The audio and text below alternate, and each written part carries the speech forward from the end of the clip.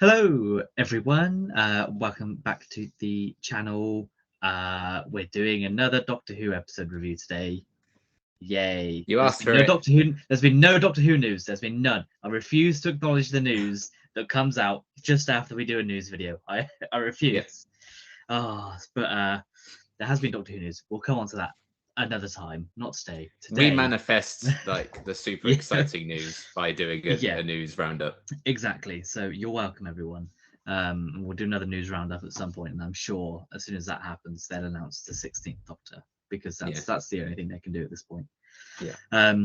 But it's fine. I'm not petty.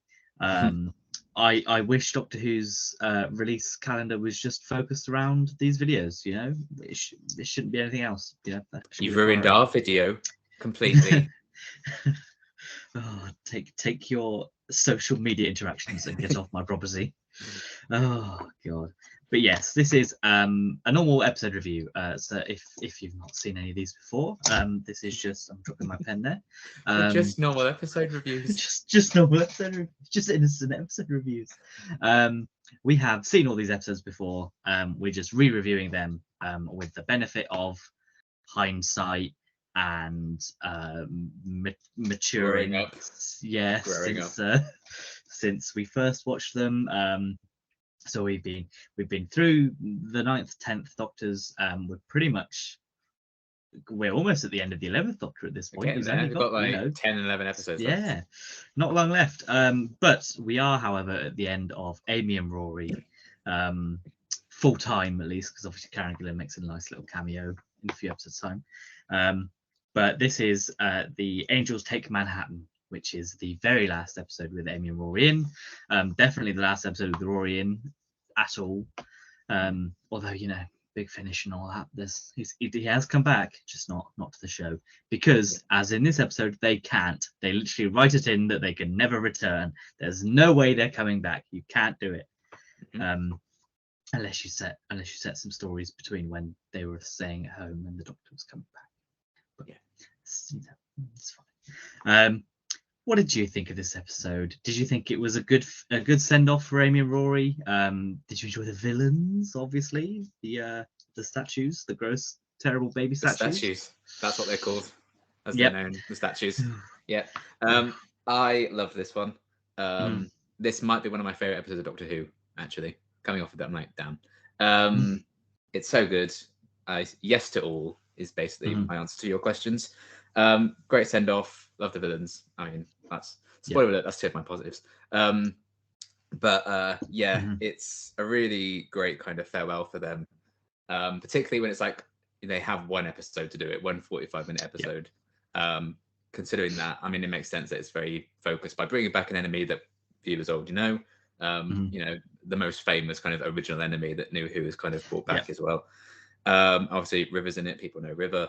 There's not that many characters outside of that, so they have plenty of kind of time to break our hearts and fuck shit up and ruin the Doctor's day. Essentially, that's the alternate title for this episode. The Doctor's day is ruined. New York is ruined, but I love it. This episode flew by. I couldn't believe how quickly it went. I think it has a great balance of like Doctor Who-iness in terms of like how it's using time travel, how it's using the monsters with, you know, character-driven, emotional kind of gut-punchy stuff. You know, everyone has a nice little moment to shine.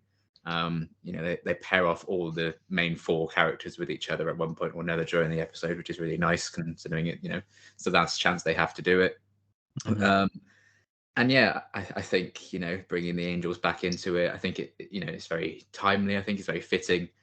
And I think, you know, don't just bring them back, they add to them and, you know, give another layer to them. And I think it's a cool move to actually have, you know, a mainstay Doctor Who villain like them, an iconic villain, actually get the companions. And, you know, say what you will about Daleks and Cybermen stuff, they haven't really had that much of an impact. Even the Cybermen didn't really kill Adric, you know, he killed himself there. Yeah, so. Adric was just ironically, Adric was an idiot. Ironically? Ironic. So yeah, I really like that. Most of them die, but that's a sacrifice I'm willing to make. And you know, their plans are thwarted and stuff like that. But they still do kind of morally they kind of win. win the day. Emotionally, they yeah. certainly win the day, Mhm. which is cool. And you can have that side for the villains kind of winning in a way, but also Mhm. have the bittersweet ending. And they do live happily together for the rest of their lives, but it's the bittersweetness of they can't see the Doctor ever again and everything that comes with that. The Doctor gets so depressed, he's like, I'm never wearing this tweed jacket again. And lots of yeah. last appearances for that TARDIS console, for his outfit and all this, the Yeah, title forgot about that. sequence. Mhm. All of that's gone. So yeah, very much an end of an era, really. Yeah, I didn't even think about the TARDIS console. I completely forgot that this is its last appearance of that Now it's nice time for the orangey one. best TARDIS console yeah, to appear. I think that is fair. I think I am a big fan of the upcoming TARDIS console, so Mm. I'm not. Maybe that's why I just forgot that it would change because I was like, it's fine. That TARDIS console is the only TARDIS console we need. But yeah, I think there's really is a lot to like in this. I've got a couple of issues which we'll come on to.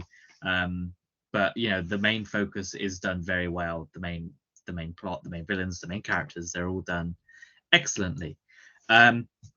So as per usual, we tend to have 3 positives and 3 negatives. I think I'm going first this time. I believe that is true.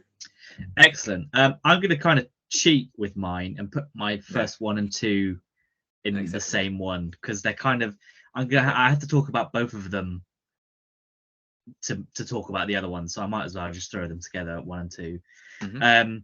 So my main one is obviously just the main cast, the main 4, the quad. So Alex Kingston, Karen Gillan, Arthur Darvill, and Matt Smith all give excellent performances throughout. From being happy and enjoying life at sort of at the start to being just depressed at the end.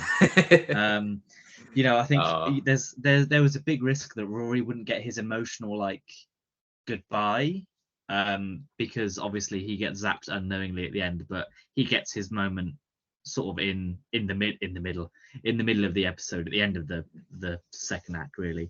And that's life as well. It's not a satisfying. Yeah, life isn't satisfying goodbyes. I like that. And he also gets PS with Brian, which is nice. Yes, yeah. But I think it's more fitting that his sort of big emotional thing is with Amy, which is the person that he's only ever cared about throughout the whole of his time in the TARDIS. And it kind of makes sense that Amy has the Doctor because that's sort of that relationship. And what would Rory have said? Oh, bye, and then gone. There's not much she would have said to. We got along in the end. Bye. Yeah, exactly.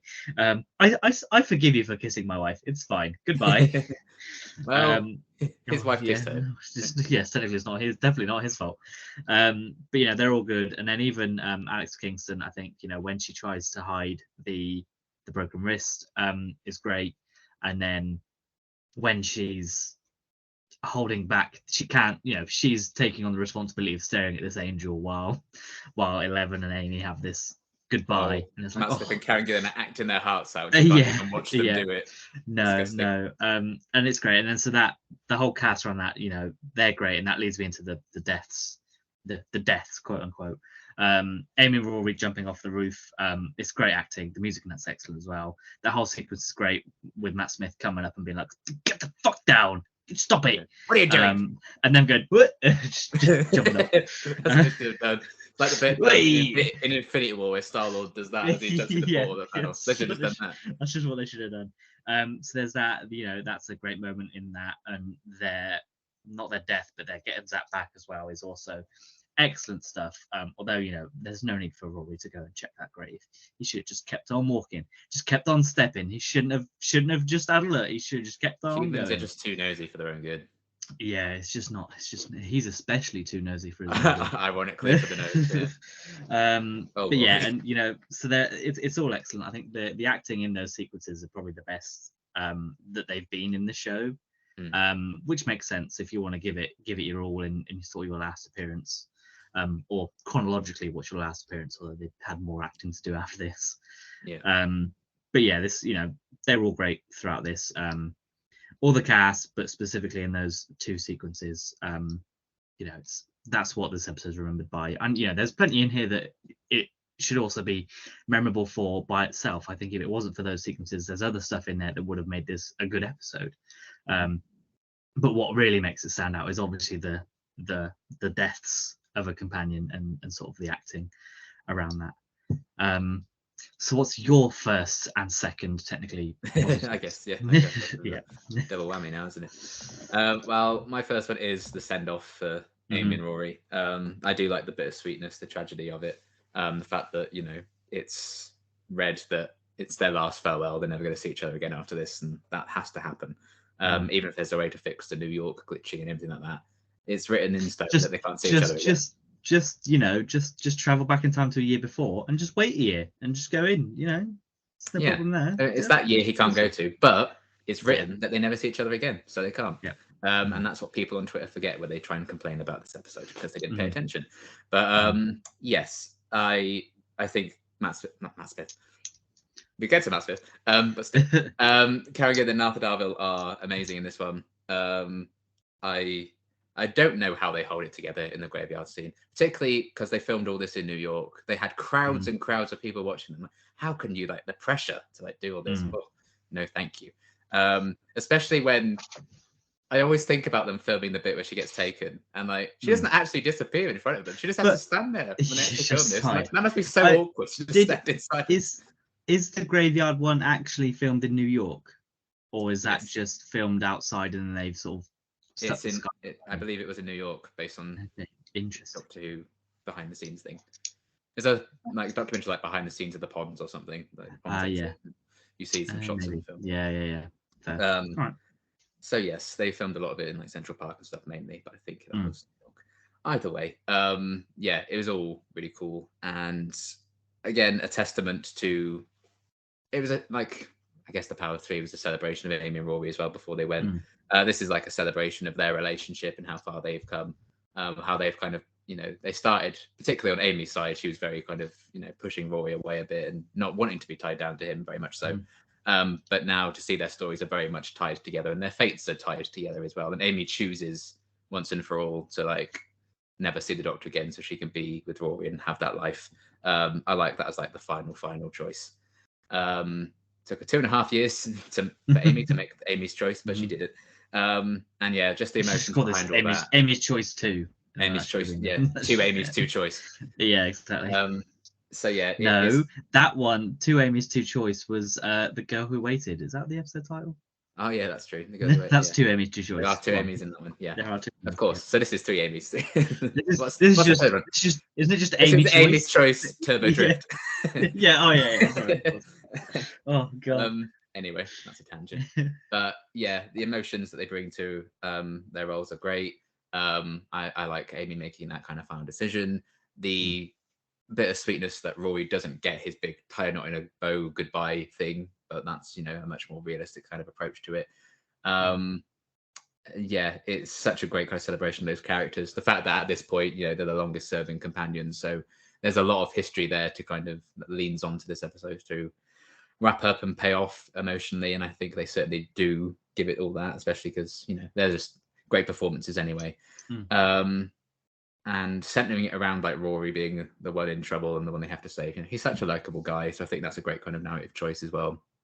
Kind of addressing all the paradoxes, and Rory's smart enough to kind of figure out this would work, we can do this, so even he's kind of really grasped the time travel concept, and being with the Doctor's kind of he's a lot more apt at this stuff as well, which is a great character development for him. Seeing both of them have a few moments with the Doctor, but I liked that Rory had a bit of time with River near the start when he got taken, and then we have a lovely scene with Amy and River talking about showing the Doctor damage and showing at their age and everything like that. It's great. And the scene they have together before they jump off the roof and everything, that's the culmination of where the characters have been going for 2.5 years. So it's a great kind of final battle. I think it's very fitting that Amy's going up against the Angels, and they're kind of what get her in the end, because they're kind of fundamental in her growth in Series 5. Yeah, especially considering of what happens after she gets exactly that. Reality, and that's kind of, they kind of force her hand to start the journey to making a decision between the two of them, really. So I like that it's also the reason she has to make a final decision. And yeah, they're just great characters, great companions, great performances. And I think this is an excellent, very sad kind of send off for them. But, people still talk about this one, I think, to this day, 11 years on. 11 years on, madness, And to think of a pre-Guardians of the Galaxy Karen Gillan here, 2 years before she was Nebula. Yeah, Madness. So yeah, before she shaved her head. yeah. So yeah, they're fantastic characters. And it's a very fitting end for them, but also sad and memorable. And I think that's the way to do it. If you're gonna go, I'd want to be killed by Weeping Angel. Well, yeah, I suppose that's technically the nicest way to die. I Yeah. suppose. Your second positive? My second positive, I forgot I still need to speak. My jaw. Yeah, but my second is the Weeping Angels themselves. Oh yeah, everything about them basically. This is their third like main antagonist appearance, and before Village of the Angels, their final one. And I like that they continue to add to their lore with the cherubs mainly little shits. They're horrible. The little laughter. Again, a great idea, and of course, that's a way to do it. They literally, they go small and big in regards to the Weeping Angels. Yeah, this they certainly do. All ranges of sizes are covered in this one. The whole spectrum. But those ones in particular, I think, are really effective. And just that shot where Rory lights the thing and there's one blowing it out is so good. Horrible. And again, this episode was directed by Nick Cohen, absolute king. Love that man. So yeah, that was great. The smiling Weeping Angel to this day remains very unsettling. And I mean, they kind of nailed, I think, directing the Weeping Angels right from the off with Blink. I don't know if you directed the episode, but they kind of carried that onwards, and it's still as effective as ever. There's only one way you can do it, isn't it? I think they probably tried it with the Moving Angels in the two-parter and saw the sort of reaction to that and went, okay, we're probably not going to try that again for a little while. We'll go back to the let's do something different but the same. And the concept of their battery farm is awful, but so good, so dark that they just keep these people in one room for the rest of their lives and eat on their time, energy and stuff. Horrible, disgusting, but I love it. It's very creepy. They're just nasty, and I love them. I'm glad they are used pretty sparingly as main antagonists. But when they do kind of come along, I think it is a home hitter. I genuinely think every story where the angels are the main antagonist is top tier Doctor Who. And there's only 4 of them. So, I like that, considering they've been around, what has it been now? Oh my God, in 4 years, it'll be 20 years since the Weeping Angels. 16 years. What the fuck? No, disgusting. So, that's one story every 4 years. That's not bad, at least. I wish the Daleks and Cybermen and the Master kind of got that treatment, to be honest. No, come on. We all know the little contract clause about the Daleks, so they have to appear every year. Yeah, but they weren't in 2016, so is that real? We don't know. Yeah. Probably not. I imagine it's just because they sell toys. Yeah, most definitely. Yes. But anyway, they're great. They remain as good as ever, I think. They're just a brilliant concept right from the off. And the fact that they, continue to add to them with each appearance.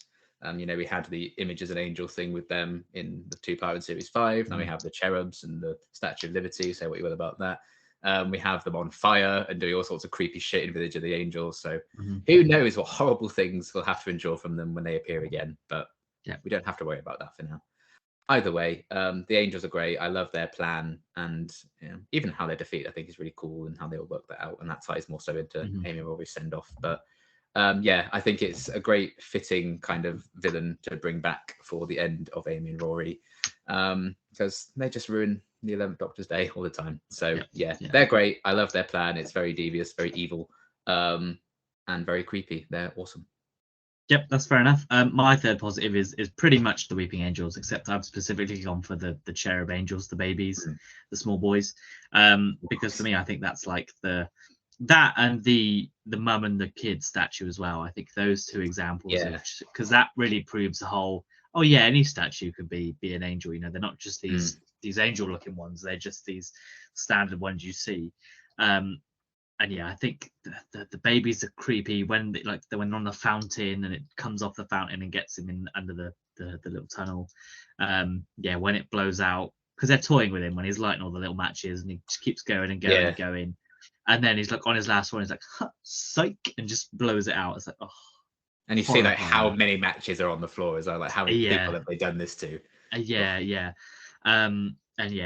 they're creepy, they're great. I think I like the way they get the gangster boss man where they're like, oh, this angel's been pissed the whole time, and these statues have basically been waiting out there outside this house to get him as soon as he like lets his guard down ever so slightly.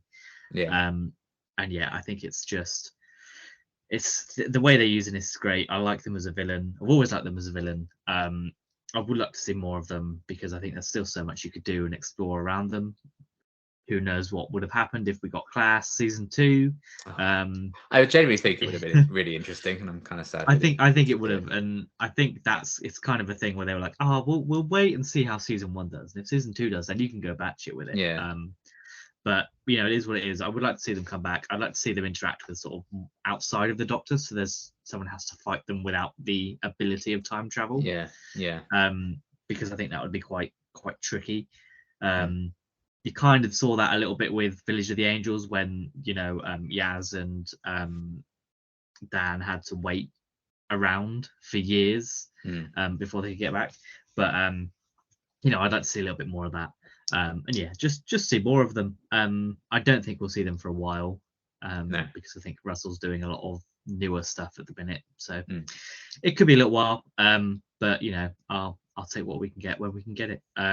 And yeah, all the new additions to this one, bar one, was pretty good. I wonder what it could be. But yeah, I really like some. I like the concept of their like little red prison, the way that they're framed when the detective guy's like coming into the building, when he like steps into the elevator and you can just see the one in like the shadows behind him, and you can see the one at the end of the corridor, and it's like, oh, they're just there, and it's horrifying. Not necessarily big fan of the big like the big screech every time like they move. I'm like, oh, do we still need to do that every time? But especially when it comes like 30 seconds after they moved, I'm like, you missed the timing on this. There's no need. But that's more of a production side of thing than necessarily a villain side of thing. So it's fine. So what's your final main positive? Final main positive. I've actually gone for the music. Nice, that's a bonus one of mine. Yeah, well, my bonus one was the main cast, so we've covered all the bases. Look at that! Look at that! Look at us! Who'd have thought? But yeah, particularly Together or Not at All, which is when they fall off the roof, and Goodbye Pond, which is when Amy makes the decision to be zapped away. So good. This is the first time I remember like noticing the music in Doctor Who. Like, that track. I think they definitely make a point. They make a point of it with this one, I think. Yeah. This whole Murray Goldesy into. The soundtrack of I think it's this one, and is it the end of Doomsday? I think. Oh yeah. Those are the two like big key moments people remember when it comes to the music, I think. So yeah, it's like firing on all cylinders. That's great. And yeah, it's very impactful. I still kind of listen to those ones all the time. I don't really have Doctor Who music on in the background that much, but when I do, it's normally those ones because I'm sad. I want to cry. So you put on Doomsday, or you put on you put on She's the Doctor and just like weep. So yeah, it's really well kind of orchestrated and everything with that. Very fitting, kind of big, powerful climax. And yeah, I think it definitely complements Amy Rory's like big decision. If this wasn't their last episode and it just works at the end, they go off, have adventures, that's gonna be like, why did they go so hard on that? It's fine. There's no need. But knowing it's their last episode and everything, you're like, okay, you want to do that. And that's the end of Amy Rory's character arc, because they're falling down that building. So it's cool to kind of have such an iconic kind of backdrop to that. And all the music building up to when Amy says those dreadful, sad words, "Raggedy Man, goodbye," and disappears. So good. Great kind of iconic soundtracks in this one, and more than one as well, which I think is very impressive. There's multiple moments of music in this one, like damn, which is why I felt like particularly it was good to address that here. They've come a long way from the opening of Rose. Certainly have. But hey, that's still iconic in itself. Yes, iconic's a word for it. But yeah, it's fair enough. The music's like a highlight for me. I've always really liked the music in Doctor Who. There's only very few instances where I'm like, this music's not hit home as much as it probably should have. But I think a lot of the time it works, and it definitely works very well in this one. My other additional positive is just I like the afterword that Amy has at the end, even though the Doctor completely ignores it. I still like it. He's like, "Oh, don't be alone. I'm gonna be alone, and there's nothing you can do about it." And he just pisses off. But yeah, I like the little afterword. It's fine. Have you got any other additional positives? Just like with you, the main cast I think are great. It's cool to see River again as well. Again, very fitting to have her be in her parents' last episode. I do love the detail of her, trying to hide that she broke her wrist and staring at the angel, so the Doctor and Amy can have their moment goodbye. All of that is great. And yeah, Matt Smith in that last scene where he says goodbye to Amy as well. Fuck me. He's so good. And I noticed this time around, I've never heard it before, but maybe it's because I'm watching on like a different setup or something this time. But you actually hear him sobbing as it like cuts to the TARDIS. And I've never heard him sob before, but he's sobbing in River's arms. And I'm like, I'm never going to recover from hearing that. So I thought it just kind of ended with that. But you just hear his little sobs as it fades into the TARDIS, which is horrible and heartbreaking. So disgusting. Well done, Matt Smith, for again ruining my life as you have done for 13 years. So yeah, the main cast are great. I'm glad to kind of get Alex Kingston back in for this one. And we'll see you in the Name of the Doctor. You're in a lot of bangers this season. Well, 2 bangers this season, both the again. Another one. Look after him. I ain't gonna see him again. Fuck you. No, goodbye. So yeah, it's all very good.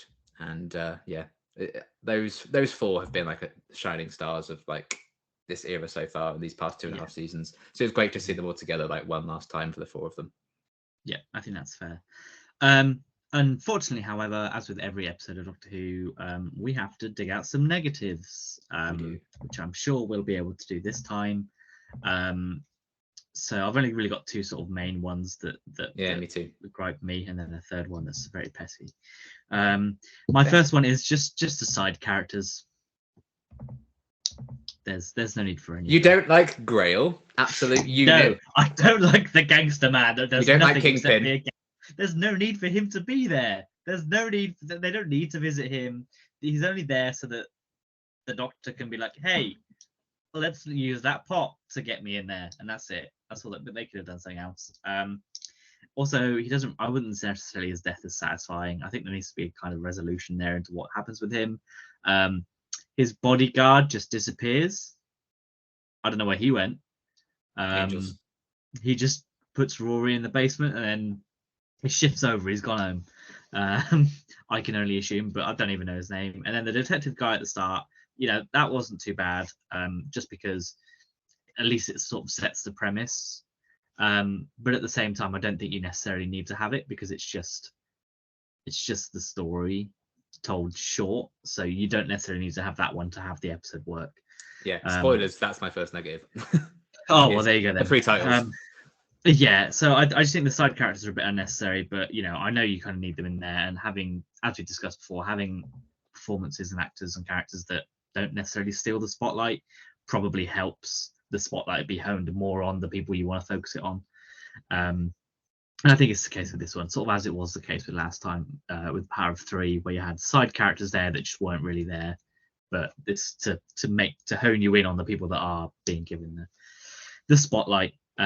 But sorry, gangster man, you're not necessary. You're not needed here. It would have been better if like, I don't know, they came back to the building and he was just there, like actually dead, rather than transported back in time. And they're like, oh yeah, the Angels pissed at him, and they didn't even like feed off of him. They were just so infuriated they just killed him on the spot. But that's my headcanon for what happened. That little tiny child statue just fucked him up. Oh yeah, he is fucked.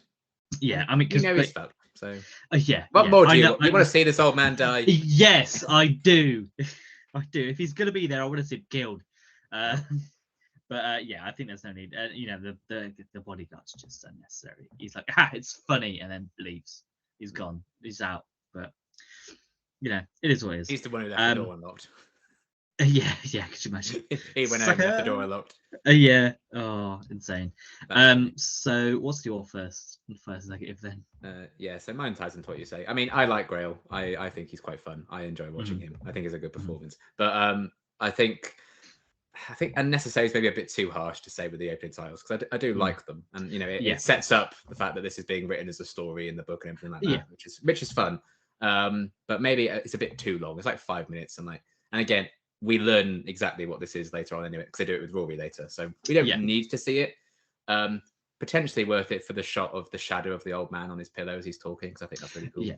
That's great. You could do that with Rory. You could have done that with Rory, and it probably would have been a cooler reveal than what they actually do. But yeah, it's kind of just like, it's there, it's fine. I'm not mad at it, but I do think, particularly when it's Amy Rory's last episode, let's give some more time to have like another nice Rory and River scene or something like that, or see Grail die, or see my second negative, which we'll talk about in a minute, and get some resolution with that. So yeah, it is what it is, but I do feel like it's a bit too long and unnecessary. When it's like a companion exit episode, I don't think we need to be explained twice what's going on. Yeah, I think that's fair. My second negative, which probably won't be a surprise, it's the Statue of Liberty being a weeping angel. Can't believe you don't like the most Doctor Who thing Doctor Who's ever done. I know. And I can't believe when the writer has listened to what the audience have been saying since Blink, and he's gotten fan mail about since Blink. I know. You don't like it. I know. I think it's because I think they could have maybe done it a little bit better. Something else. I mean, even like in the scene where it probably appears after the pre-title thing. That's the thing as well. They do that reveal twice. That's yes, rid of the opening titles. And everything's done in the pre-credits. Yeah, like you've already revealed what this. Like the audience know what that banging is. Like we've seen this. Yeah. You don't need it, but at the same time, like if something's banging, people are gonna be in New York and be like, "What the hell's that?" and try and figure out. That's not gonna go unnoticed. Secondly, then Matt Smith's like, "Oh, it's the city that never sleeps," so someone will be looking out at the Statue of Liberty. There's no, I just think in that big of a city, with it being that much of a landmark, I think it's hard to suspend my disbelief in that nobody would in this time travel show about an alien.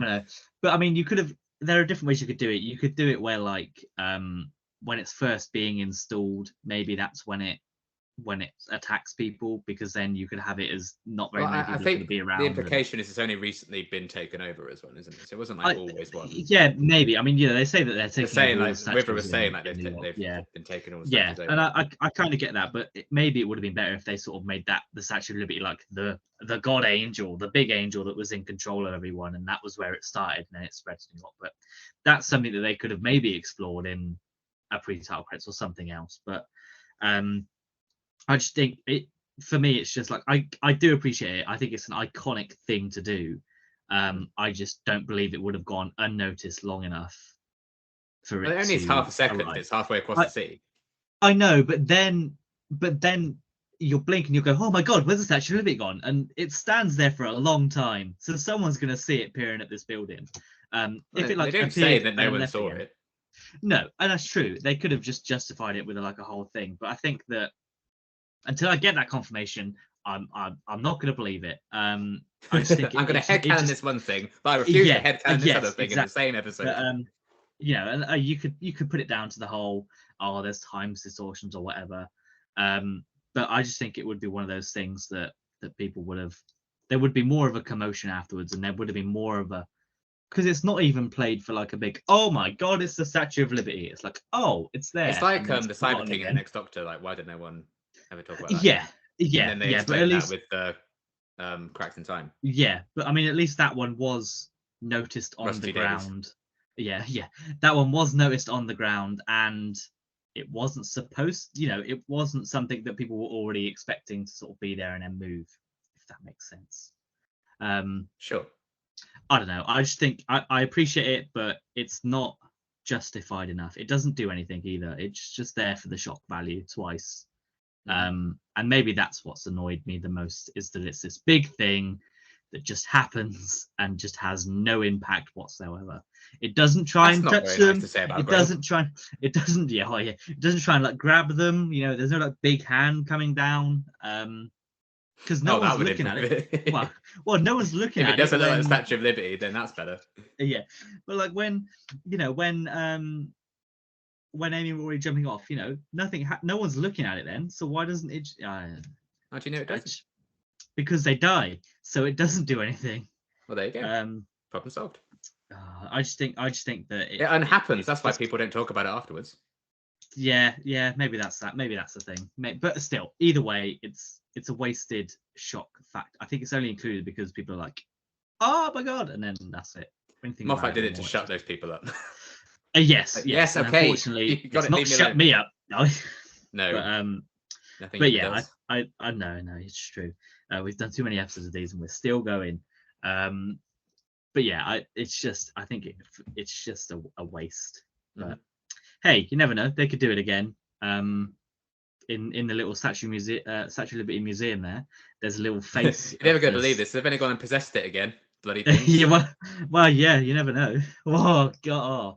But you could do the whole thing where like the miniature Statue of Liberty inside the museum like comes alive and just starts chasing people and get people. Yeah, that'd be hilarious. But yeah. Anyway, what's your second negative? My second negative is what happened to the angel that took Amy and Rory. Like, it's just have a scene like, oh, we've locked it away in a cell in the TARDIS. Yeah. That's all you need to say. Like, River just comes down the stairs and say, okay, and Angel's locked up. that's how you can justify the Statue of Liberty being possessed again, because that angel's like, I'm gonna get you again, and just go to the of Statue course of one Liberty. has to survive because it's Doctor Who. There's always a Dalek ship that escapes everyone getting blown up and stuff like that. So, Although, it's gonna happen. at Just say it. least with with the Daleks, I get like one ship surviving because it's always this is the entire Dalek army. But this is one little sect of Weeping Angels. You can finish them off. It's fine. You're not going to kill off a race, especially after they've taken your two best friends. I'd be pretty pissed. Maybe there's just a cut scene of him with a sledgehammer, just going at it and just hitting it. But you can't kill stone. But you could at least turn it into little crumbly bits and put it in a little box and hide it away. Crumbly bit, and then you look away and it's fully formed because that's not what it actually looks like. So you can still lock it away. It's fine. Yeah, so you can put easier to transport. Like in Time of Angels, put it in a cell, sorted. Throw it in a black hole. Yeah, throw it in a black hole. Do that. So just one line is all you need to do. That's the closure that I think the episode's missing, rather than Grail's fucked. He can't do anything about what's going to happen to him, whether he dies or gets sent back or whatever. So that is what it is. But that I'm like, come on, that's the thing that just killed Amy and Rory. Like, what happened afterwards? It's not a big deal because obviously they did something to deal with it, obviously, because it's not there anymore, and they left. So that we know leave of. it there. That we know of. It's the villain of the 60th, I imagine. Yeah. So yeah, it's just one of those things that's always kind of niggled me, and like, what's happened with that angel? I want to know, but maybe in the target novelization. Oh no. Oh dear. That's where you'll get your answers in that one, and that's when they'll do a bit more with the statue. This would be a great one for a target novelization. Oh, 100%, especially considering it's a book anyway. Although I think they made a book of the book, didn't they? No, that was a prequel. It was another one in the Melody Malone series. Before this one. All right. Well, there you go then. Anyway, my final sort of negative is it looks like Alex Kingston was just not available to film on location at times. Other than the graveyard scene. So this episode is 0 out of 10. Yeah. Other than the graveyard scene when she's like on set with like putting the TARDIS out, the fire out then, and that last one. I really noticed it. Well, yeah, probably to be fair. I noticed it when they're all in the taxi, and Amy and the Doctor get out, and there's no River, and they're running up the stairs, and there's no River, and they go inside the building, no River, but then River's behind them when they're stood in the elevator going up. Now, pardon? So I reckon she wasn't available to film on those night shoot ones, and just couldn't, because they don't place her, I don't think, in like outside a specific location that you can see. So I reckon they're just trying to film around it. But it was just so noticeable when they were running into the building, because it just looks like she sat in that in that car for like 5 minutes waiting for them to run into the building. I was like, oh, actually, I'd better go as well. That's like the very nitpicky one, because it just sort of, I went, where's she get out of the car? Because you see both of them run off, and I'm like, oh, you'll just see River go oh afterwards, but nothing. So my theory is they filmed those car scenes elsewhere when she was available and then just left. But very small thing. They probably tried their best, but it still made me go, pardon? But what can you do? I appreciate that filming is hard.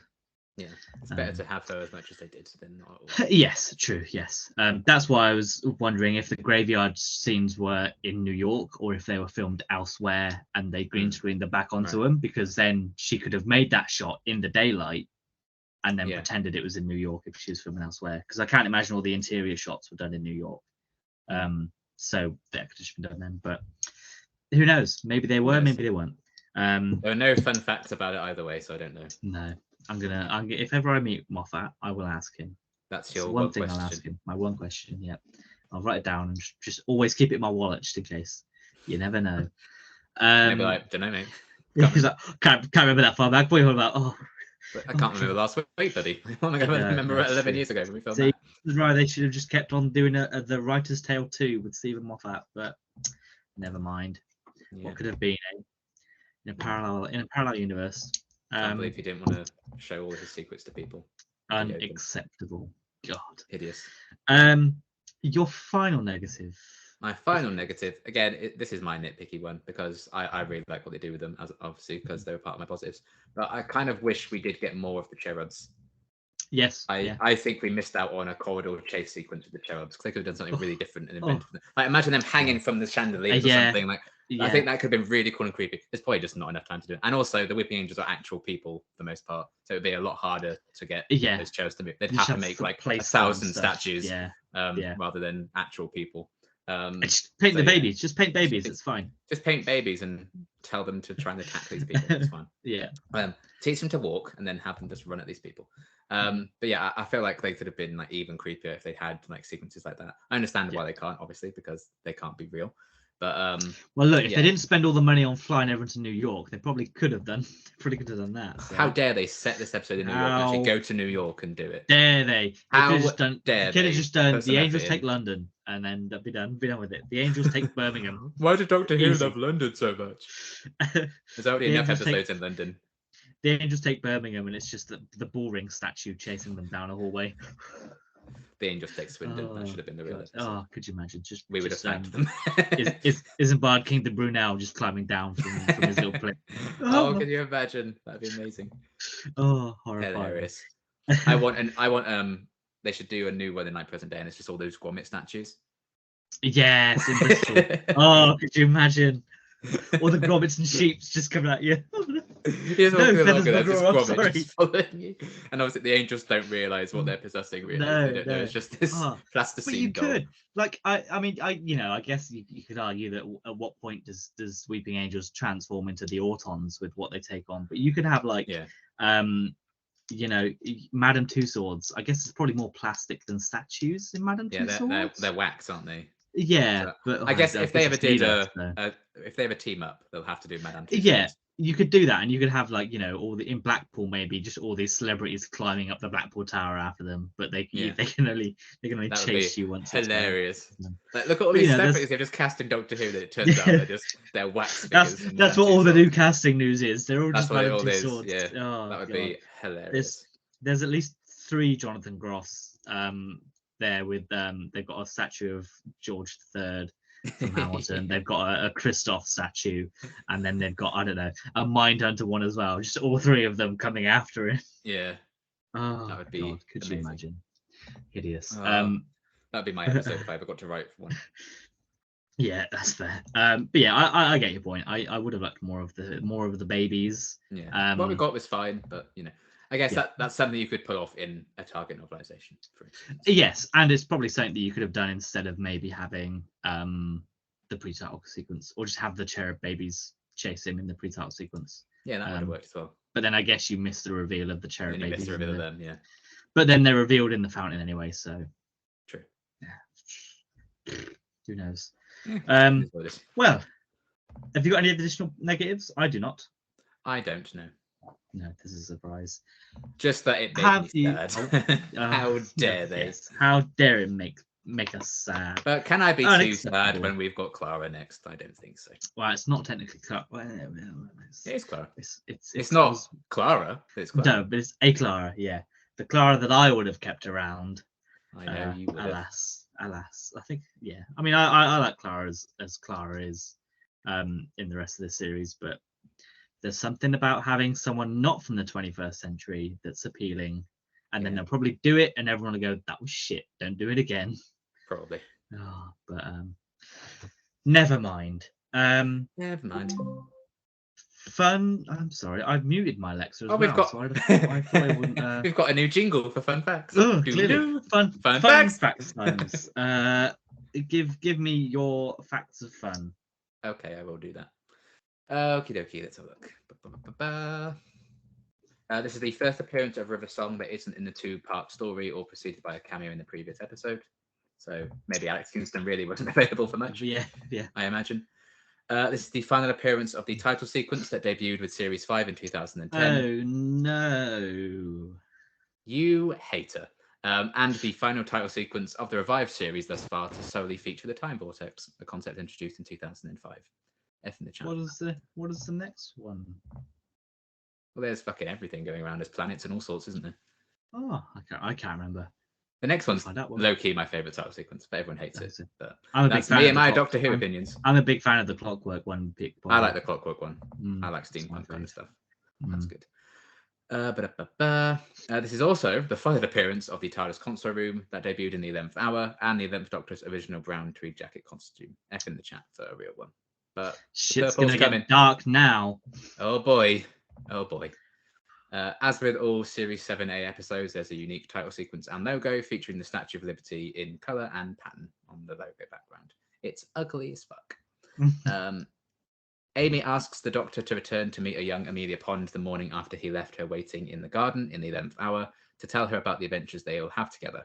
The older Amy was dreaming about that morning when the Doctor came to pick her up the night before her wedding at the end of the 11th hour.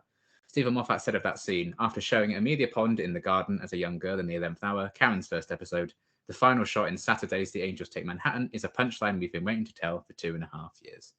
Because they always knew Amy and Rory were going to be like displaced in time. They just didn't exactly know how. So they set that up way back when. So that's fun. Fair enough. I like that. They always knew they were going to beat us and Die. break our hearts. So that's nice. The text scene in River's book in the episode is actually The Thin Man by Dashiell Hammett. This was referenced in the script by River describing Rory as the skinny guy. An adaptation of one of Hammett's works, The Maltese Falcon, is the original noir film, a genre that this episode pays homage to in its opening. So there you Certainly go. does pay homage to it. Certainly does, and I'm glad it's there. Definitely glad it's there. There is a credit at the end of the episode for a photo shoot PA who did not appear in the final episode. The character actually appeared in Asylum of the Daleks, but mistakenly went uncredited, so this was rectified in this episode.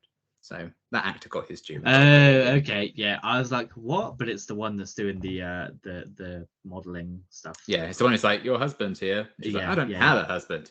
Yeah, This is a I great remember. story.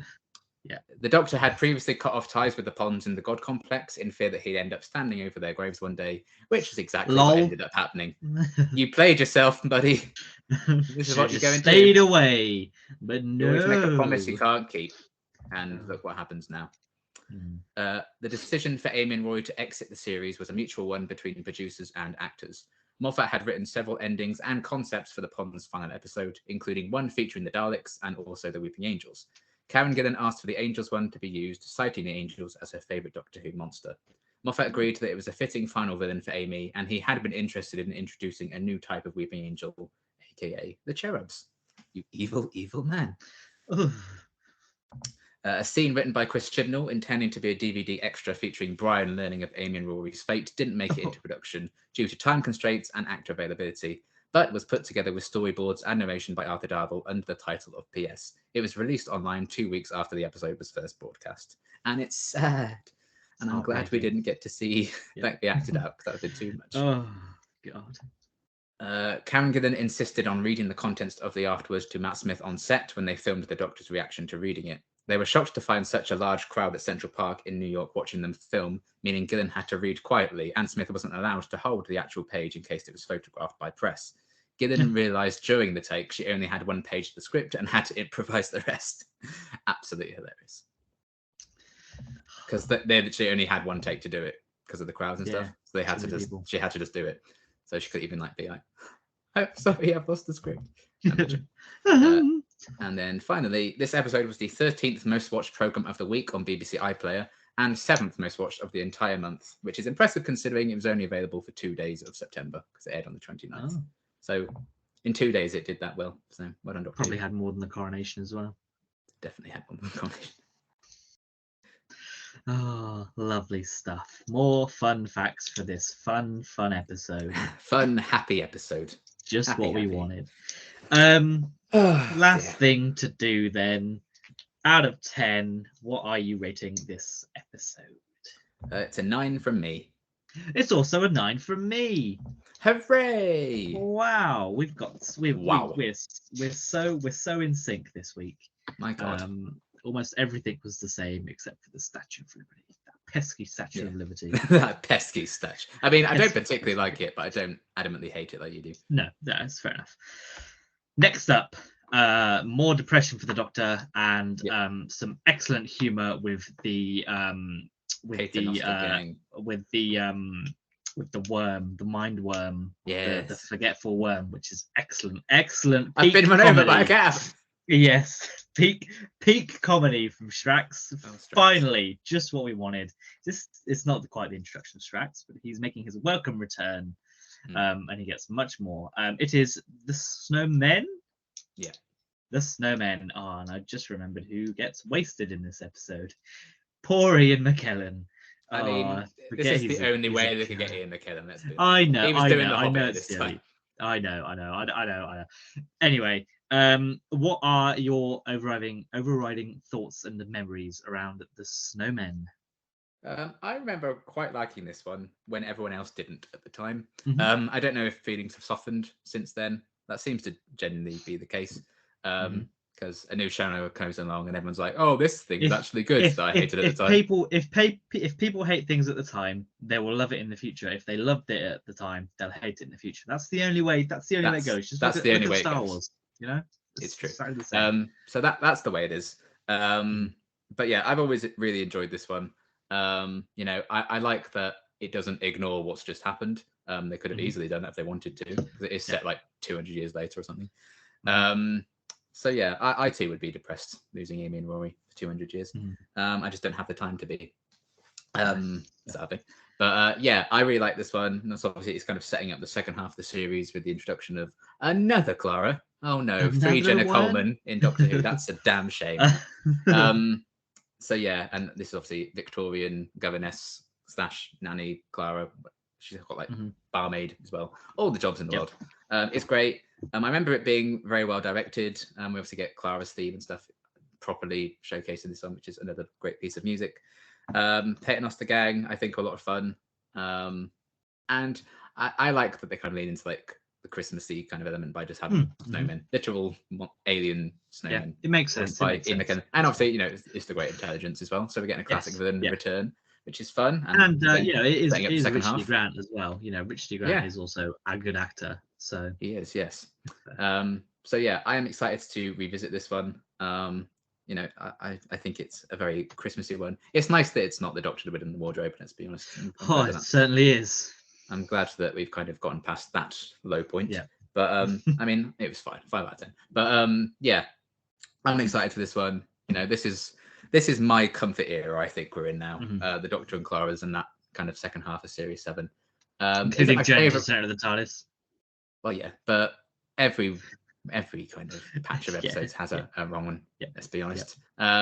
So that is that one for Series 7. Sadly, we'll get to that. I will enjoy hating on the brothers when we get to that. So that'll be all right. Yeah. But yeah, I just have very fond memories of this. You know, the hype for the 50th was kind of building at this point as well. And you know, we have my favorite Doctor and favorite companion. I mean, Clara wasn't my favorite at this time. She kind of became that during the 12th Doctor's era. But you know, Matt was my favorite Doctor at this point. So yeah, I think it's a really underrated dynamic, the two of them. You know, I might prefer Clara with 11 than I do with 12. So you know, I have thoughts and feelings, but we'll see when we kind of revisit them all now. Yeah, I've always enjoyed this one. I like the Christmassy kind of vibes that it has going for it, but not too overly Christmassy. I like the setup for like some future stuff. I like the side characters. The only thing I remember being like, you know, is the guy who has that arc about like being a good dad to his kids. That just it's like, Right, yeah. you're just here. The guy Yeah. from Silent Witness, and Mhm. I don't remember the resolution being great, but it's also Christmas. So what are you going to do? I have no problem Yeah, I with can't Ian look forward to McKellen being the voice in this one because it's either Mhm. that or no Ian McKellen at all. Yeah. So I think people kind of use that as an excuse to say this episode's bad actually, Mm. but I don't think that's the case, and I'm excited No. to see if that's right or not. Yeah, I think that's fair. I don't think this episode's a bad one by any stretch. I don't think there's a lot to enjoy about it. But I haven't seen it for a while. So it'll be interesting to go back and see if my thoughts. I like that we've remain got into the Christmas same. just it's starting to get really fucking hot. I know it seems to happen every year. This always happens. But Yep. it's fine. It's fine, and we'll probably be at the 50th around the same time the 60th is happening. So that's fun. That's true. That'll be a nice little bit of synergy there. Yeah. However, we probably won't be back this weekend as I will be in Liverpool for Eurovision. So I unfortunately will not have time to watch The Snowmen over the weekend. If I get the chance, maybe if there's breaking news, then maybe we'll put it together. But because it looks like there's going to be a trailer around Eurovision, Yeah. so it's likely going to be that we talk about that in the next video. But the next review will be The Snowmen, and hopefully that will be out in a couple of weekends' time. Yeah. But as with always, things are in flux with Doctor Who because The next review will be State of Decay. it certainly will not be State of Decay because I will not be in a state of decay for that. Or I would rather be in a state of decay before we talk about State of Decay. Ironically, State of Decay is not the worst episode of that series. It's the best story of Series 18 so far that we've seen. Yes, yeah, for sure. And vampires. I like vampires. Yeah, that's for another time. When the 60th confirmed that vampires are back for their episodes, we'll review State of Decay. Imagine if they're the villains. I'll make that promise. I'll make that promise now. If they're back, we will Beat the Meat tears off its face to reveal it's the vampires from State of Decay. Oh, could you imagine what a twist? Kate Stewart's been a vampire this whole time. Neil Patrick Harris is one of those 3 vampires. Oh God, I don't think I'm ready for that. It's fine. But yes, we'll be back probably in a couple of weeks then. Goodbye. Bye.